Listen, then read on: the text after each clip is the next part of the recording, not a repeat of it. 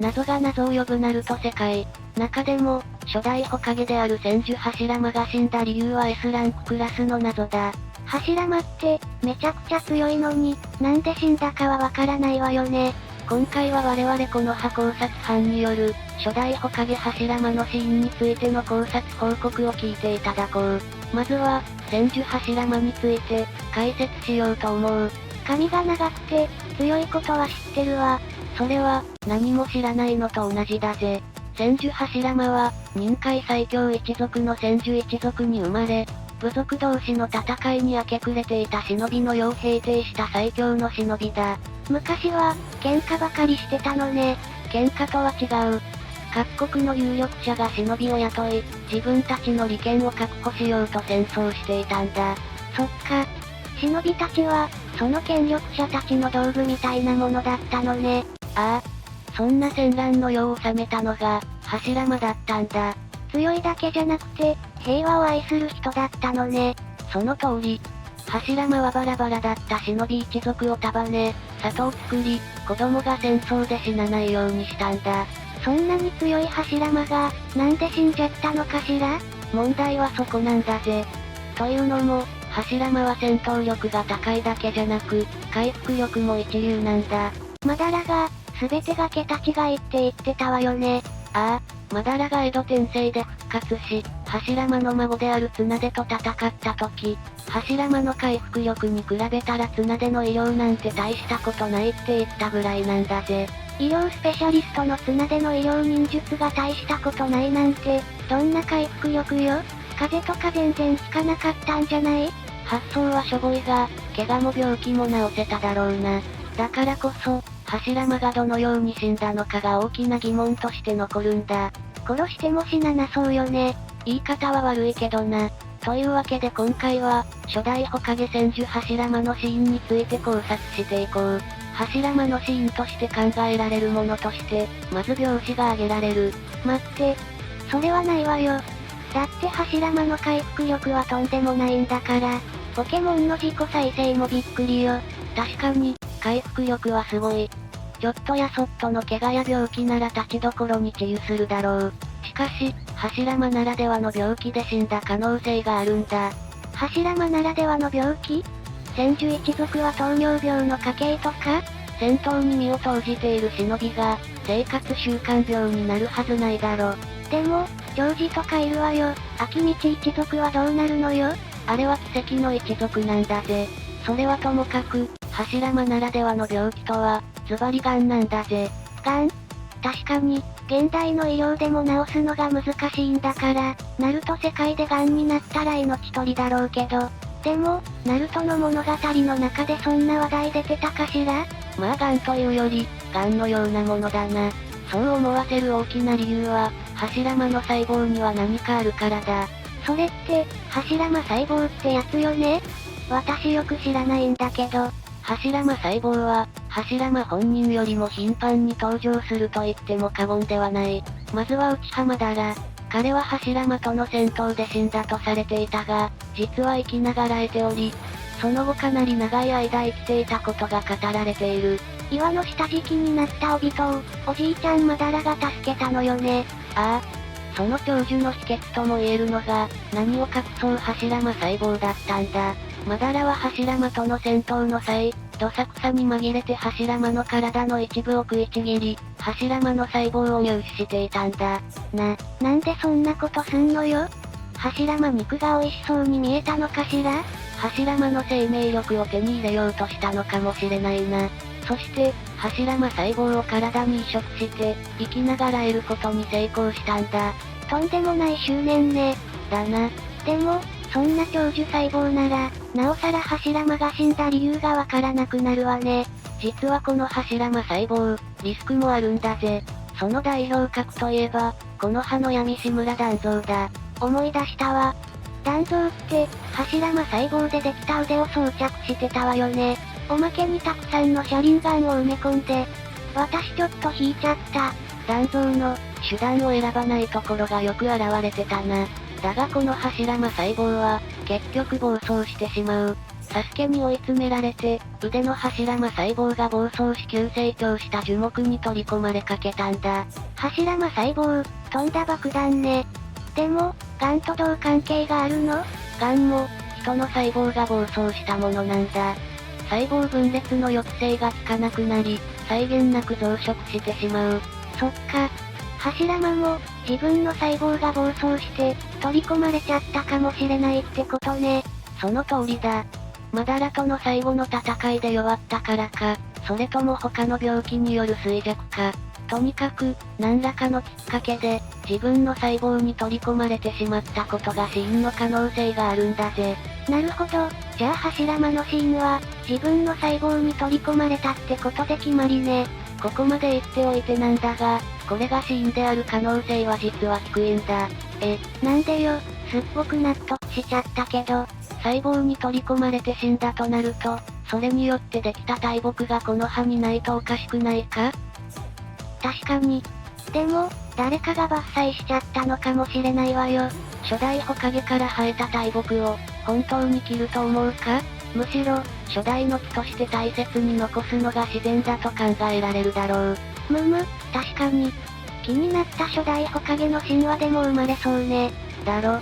そんな死に方すれば、何らかの形で人々の記憶に残っているはずなんだ。でも、それじゃなんで死んだのかしら。病死ではないとしたら、次に考えられるのは暗殺で死んだ可能性だ。それこそありえないわ。柱間を殺せる忍びなんてまだらくらいじゃない。確かに正面から戦って柱間を倒せる忍びはほとんどいない。だけどな。柱間も人の子だ。油断した隙を突かれてしまうことだってあるだろう。寝てる時を襲われたりしたら、いくら柱間でもやられちゃうかもしれないわね。でも、そんなことする人いるかしら？柱間はみんなから慕われてたじゃない？まさか、マダラに？いや、マダラの線は考えにくい。柱間との最後の戦闘で深手を負ったマダラには、柱間を暗殺する力は残ってないはずだ。だとしたら本当にいないわよ。柱間を暗殺しようだなんて。こういう時は、柱間が死んで一番得をする人物を考えるといいんだぜ。柱間が死んで得する人？それって、まさか。そうだ。二代目ホカゲであり、柱間の弟でもある千手扉間だ。いやいやそれはないでしょ。いくらなんでもそこまで卑劣じゃないわ。そう信じたいのは山々なんだが、扉間がやったと考えると結構辻褄が合うのも事実なんだぜ。どういうこと？まず、柱間ほどの実力者を暗殺するからには、実行する方も相当な実力が必要だと考えられる。その点、扉間の実力は申し分ない。仮にもホカゲにまでなった忍びだもんね。また、柱間に一番近い人間ということもあり、柱間の生活や弱点なども熟知していたはずだ。油断している瞬間をつきやすいのね。さらに極めつけなのは、扉間には動機が十分ある点だ。次のホカゲの座につきたいっていう。そうだ。里の住民にも広く慕われている柱間体制が続けば、扉間がホカゲになる日は遠い。兄弟で年も近いから、柱間が置いて引退する頃には扉間もおじいちゃんよね。超人兄貴だからな。扉間にとっては最悪、自分が先に死ぬ可能性だって考えただろう。それで、寝込んだ隙を見てぐさっと。許せない。いくら卑劣でも、そこまで卑劣だったなんて、見損なったわ。この、卑劣魔。それぐらいにしておけ、レイム。はっきり言って、扉間が暗殺した可能性も、考察班としては低いと考えてるんだ。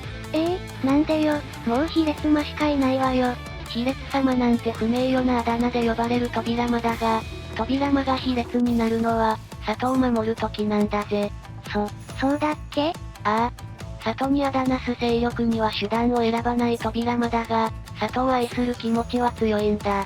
また、柱間を兄者と呼んで尊敬している描写もある。そんな扉間が、柱間を殺してホカゲになろうとするのは考えにくい。でも、やっぱり権力欲に目がくらんだんじゃない？実を言うと、扉間は権力欲がそれほど強くないと考えられる。嘘？それが現れるのは、雲隠れの追ってから逃げる場面だ。若かった三代目のじいちゃんとか、団蔵とか色々いたわね。あと、トリフとか。秋道一族の話は一旦忘れろ。それで、その時扉間は、追っ手の足止めを引き受け、ヒルゼンを火影に任命するんだ。もし扉間が権力欲にとらわれていれば、自分の生還を何よりも優先しただろう。そっか。確かにそうね。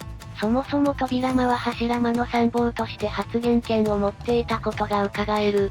柱間の暗殺がバレて自分が執権するリスクをあえて取る必要はないんだ。確かに。扉間。さっきは罵ってごめんなさい。あれはひどかったな。でも、そうなると柱間のシーンはなおさらわからなくなったわね。ここまで引っ張っておいてなんだが、柱間のシーンについては綱手が重要な証言をしているんだ。そうなの？早く言いなさいよもう。5代目火影の就任要請を伝えに来たジライアとの会話の中で綱手は、初代2代目は、里のために犬死にしたと発言するんだ。最後まで里のために生きたのね。二人ともかっこいいわ。柱間は綱手の幼少期を知っており、二人は同時期に生きていたことがわかる。このことから、綱手の証言は確実性が高いと言える。ふむふむ。ここから言えるのは、やはり柱間の死因は病死や暗殺ではないということだ。どっちも里のためって感じではないわね。では、柱間が里のために死ぬとしたら、どういう状況があり得るか。やはり、マダラとの戦闘がきっかけだったとしか考えられないんだ。でも最後の戦いでも柱間はマダラを倒したわよね。ああ。だが、当時柱間を脅かしうる忍びは、マダラ以外見当たらない。よって、考察班としては、柱間はマダラとの戦闘がきっかけとなって死んだと結論付けた。どういうことだってばよ。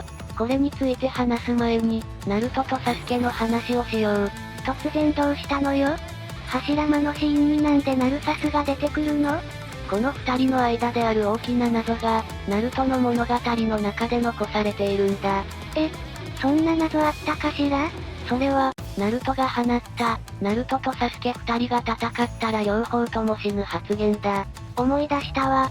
団蔵を倒した後、ナルトと遭遇したのよね。ああ。ナルトとサスケは拳を交わした後、ナルトは二人とも死ぬと確信するんだ。ナルトとサスケが戦えば、どちらも無事じゃ済まないわよね。しかし、この発言、ちょっと違和感がないか？確かに、スサノオを発言したサスケの方が絶対勝つわよ。そこじゃないんだぜ。ナルトとサスケ、両方とも確かに同じくらい強い。しかし、そんな断言できるほど相打ちになるだろうか？どうかしら？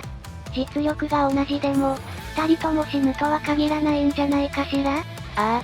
確かに相打ちになる可能性もあるだろうが、二人とも死ぬと言い切ることはできないだろう。だが、ナルトは二人とも死ぬと自信たっぷりに断言している。ここから、ナルトとサスケが戦うと、単なる戦闘での負傷以外の理由で二人とも死ぬ可能性が浮上するんだ。どういうことかしら？ここでポイントなのは、この話の流れで、あいつの中身もとナルトが回想している点だ。明言はされていないが、これはおそらく、ナルトとサスケがアシュラとインドラの転生者という設定の前振りと思われる。陸道仙人の子供たちよね。アシュラとインドラって、ナルトとサスケに転生したって、最後の最後に設定が出てきてびっくりしちゃったわ。そして、この転生者であるという設定が、二人とも死ぬ発言につながるんだ。もう何が何だかわからないわ。つまり、ナルトとサスケが戦って二人とも死ぬというのは、二人がアシュラとインドラの転生者だからという可能性があるということだ。なんで転生者の二人が戦うと、両方死んじゃうのよ？ここからはあくまで推測の話になるが、そもそも二人はなんで転生するようになったのかわかるか？なんか兄弟喧嘩して、恨みが強すぎて転生し続けているんだっけ？詳しい話は省くが、陸道仙人の跡目争いでアシュラに敗れたインドラが、その恨みから過信で以降も新たに転生し、アシュラの転生者と争い続けることになったんだ。インドラ、めっちゃ悪霊じゃない。成仏してくれメンス。ここで問題なのは、転生者の片方が死んだ場合どうなるのかだ。アシュラの転生者が死んじゃったら、インドラの転生者が大暴れよね。本当にそうなるだろうか。インドラは自分が正しいことを陸道仙人、そしてそれを継いだアシュラに見せつけたいんだ。そっか。それなら、インドラの転生者も生きてる意味なくなっちゃうわね。ああ。それで役目を終え、次の転生者に移る。つまり、それまでの転生者は死んでしまう。だったら、インドラの転生者が死んだ場合はその後は平穏に暮らしましたとさ。めでたしめでたしじゃないの？アシュラは、インドラを止めるために転生しているんだ。インドラの転生者が次に行ったなら、アシュラも今の転生者にとどまる必要はないんだぜ。確かに。こう考えると、二人とも死ぬという確信にも説明がつくだろ？もしかして、柱間とマダラもアシュラとインドラの転生者だから。ああ。この二人は、ナルサスの前の転生者であることが語られている。柱間はマダラとの最後の戦いで、マダラは死んだと認識した。それによって役目を終えたと感じたアシュラの魂は、次の転生に備えて現世から離れたのではないだろうか。これが、今回考察班が出した、柱間の死の真相である。でも、マダラは死んでないわよね？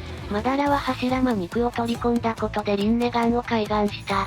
陸道の力を得たことで、アシュラとインドラの因縁から外れたのかもしれないな。ってことは、マダラを倒した柱間は里に帰って、眠るように死んだのかしら？断言はできないが、そうかもな。柱間の明確な死因が語られないのも、そういう理由があれば説明がつく。里の人にとっては、マダラを倒して帰ってきた柱間が、ちょっとしたら、すっと死んじゃうんだものね。言い方は軽いけどな。いかがだっただろうか。このチャンネルでは、ナルトに描かれているシーンや設定の中での疑問点を考察していく。今回の考察が理にかなっていると思った人はグッドボタンとチャンネル登録をお願いするぜ。反応があると、すっごく嬉しいわよね。本報告の矛盾点や新たな説、考察してほしい謎があれば教えていただけると嬉しく思う。それでは次の報告まで、3、